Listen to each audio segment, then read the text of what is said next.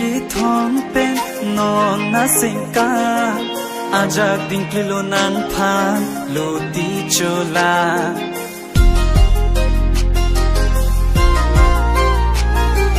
Vanji mene puna ni sing che pansa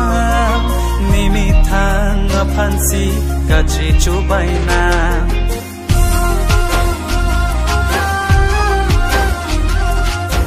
nan sing alam ni chini asonte mangun he manat ni de chi apotlo thanda ka sonte kang hondo avi Mantuni penni eji okareno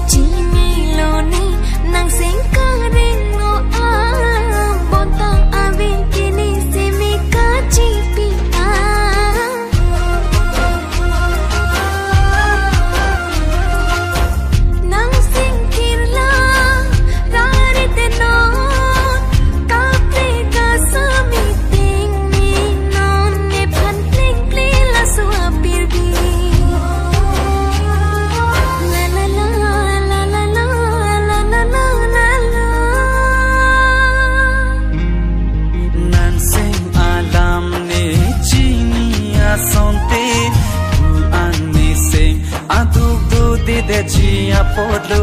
nan sing alam ne chini aso